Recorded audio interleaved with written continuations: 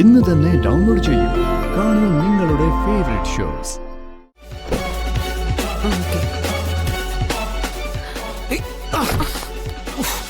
Madam madam വരൂ വരൂ.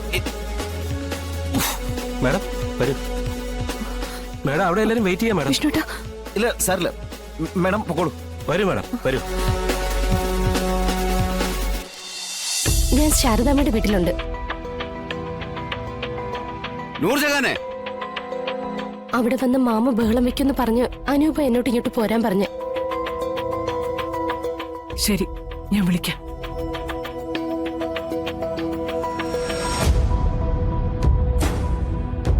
മനസ്സിലായല്ലോ, അവൾ ഇവിടെ ഇല്ല. നിങ്ങൾ ഇനി എങ്ങനെ നോക്കിയാലും അവളെ കണ്ടെത്താനും പറ്റില്ല. പിന്നെ അവൾ ഇവിടുന്ന് എവിടെ പോയി? അത് പറയേണ്ട കാര്യം എനിക്കില്ല. എന്നാ നിങ്ങളെ കൊണ്ട് പറയിക്കാൻ പറ്റുമെന്ന് ഞാനൊന്ന് നോക്കട്ടെ.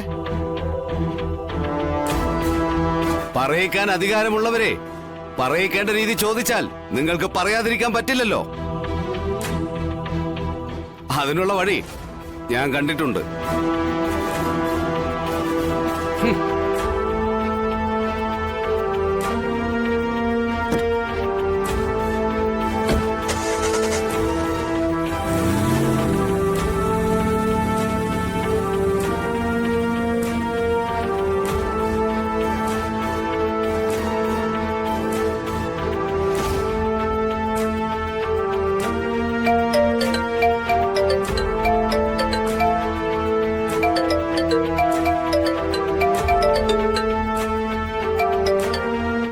സത്യാമ്മേ, നൂറെ, നിന്റെ മാമ വന്ന് ബഹളം വെച്ചിട്ട് ഇപ്പൊ ഇറങ്ങിയതേ ഉള്ളൂ.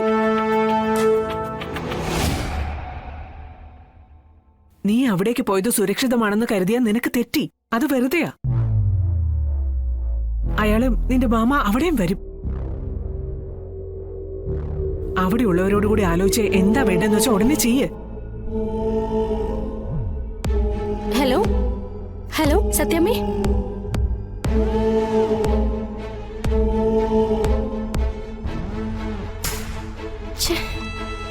വല്ലാത്ത കഷ്ടം തന്നെ ആയിപ്പോയത്.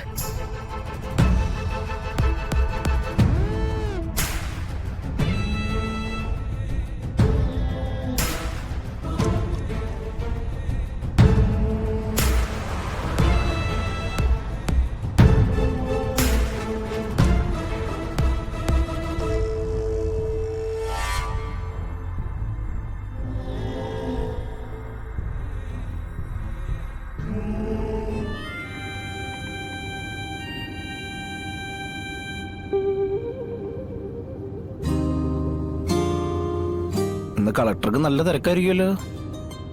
അല്ലെങ്കിൽ ഇതിപ്പോ എന്നാ തിരക്കില്ലാത്ത? അതെ, പെട്ടെന്ന് അവിടെ എത്തിച്ചാലേ അവർക്ക് ഒരുപാട് വെയിറ്റ് ചെയ്യേണ്ടി വരില്ല. എത്തി എത്തി എത്തി.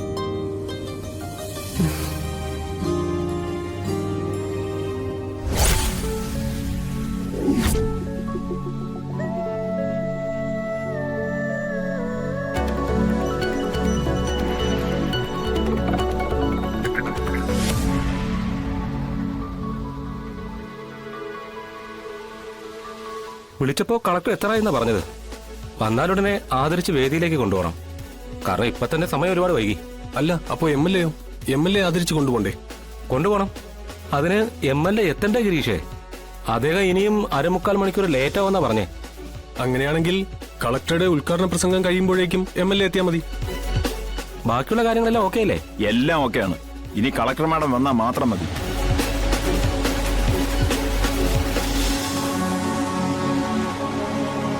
ആ, കളക്ടർ എത്തി. ആ,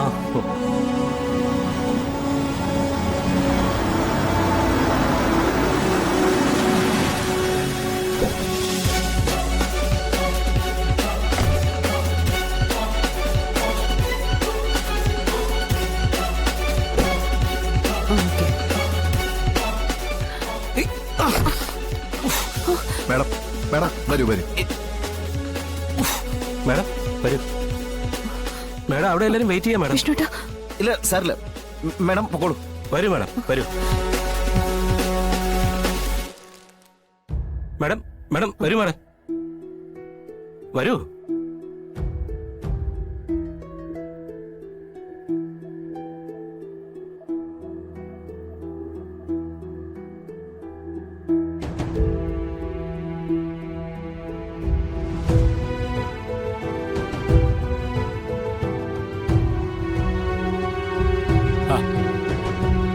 ഇതൊക്കെ നമ്മളെപ്പോലുള്ള പാവപ്പെട്ട ഡ്രൈവർമാരുടെ വിധിയാണെന്നേ.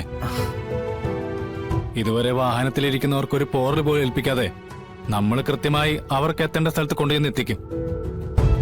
അവരെയൊക്കെ ആത്മാർത്ഥതയോടെ കൊണ്ടുപോകുന്ന ഡ്രൈവർമാർക്ക് എന്തെങ്കിലും സംഭവിച്ചെന്ന് പോലും അവരാരും ചിന്തിക്കത്ത് പോലുമില്ല.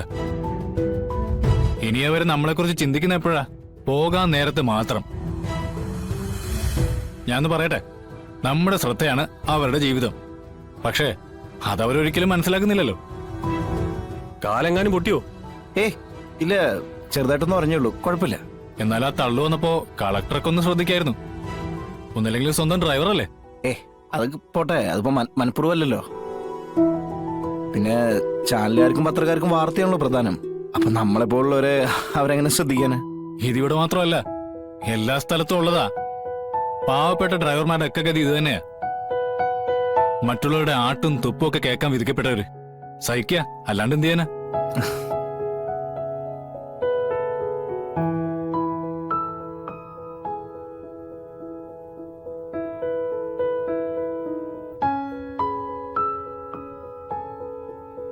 കുഴപ്പമൊന്നുമില്ലല്ലോ അല്ലേ?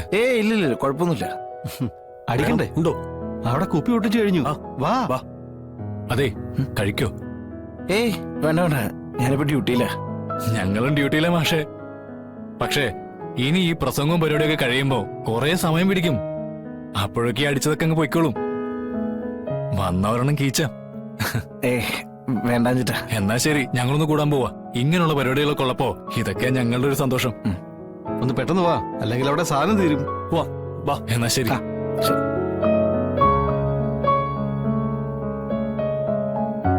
ഇന്നത്തെ കാലത്ത് ജനങ്ങൾക്ക് താങ്ങാൻ പറ്റാത്ത ഒരേ ഒരു കാര്യം വിലക്കയറ്റം തന്നെയാണ്. വെളിച്ചെണ്ണയുടെ വില വർധനവ് സാധാരണക്കാരന്റെ കുടുംബ ബഡ്ജറ്റ് തകർത്ത് തരിപ്പണമാക്കിയ അവസ്ഥയാണ്.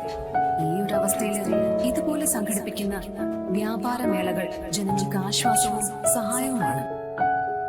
ഇവർക്കൊക്കെ ഇങ്ങനെ പ്രസംഗിക്കാനേ അറിയാവൂ. ജനങ്ങളുടെ ഇടയിൽ ഇറങ്ങി പ്രവർത്തിക്കാൻ അറിഞ്ഞൂടാ. പിന്നെ അല്ലാതെ.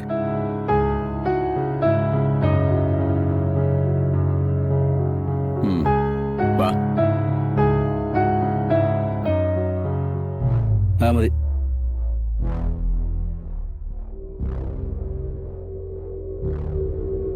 അല്ല, നീ കഴിക്കുന്നില്ലേ? നിങ്ങൾക്ക് വേണേ കഴിക്കേ, എന്റെ കാര്യം തിരക്കണ്ട.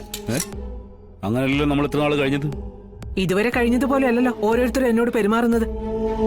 നീ ഇപ്പോഴും വിട്ടില്ലേ ഭാമേ? എന്നെ മാനസികമായി വിഷമിപ്പിച്ച കാര്യങ്ങളൊന്നും ഈ സത്യഭാമ അത്ര പെട്ടെന്നൊന്നും മറക്കില്ല. ഉള്ളിൽ അതിങ്ങനെ കനലെരിയുന്നത് പോലെ എരിഞ്ഞുകൊണ്ടിരിക്കും. സ്വന്തം മോനോടാ നീ വാശി കാണിക്കുന്ന ഓർക്കണം. എന്റെ ജയം അത് മാത്രമേ ഞാനിപ്പോ നോക്കുന്നുള്ളൂ. പക്ഷെ എവിടാ ഭാമേ നീ ജയിച്ചത്? എപ്പോഴും തോറ്റിട്ടല്ലേ ഉള്ളൂ.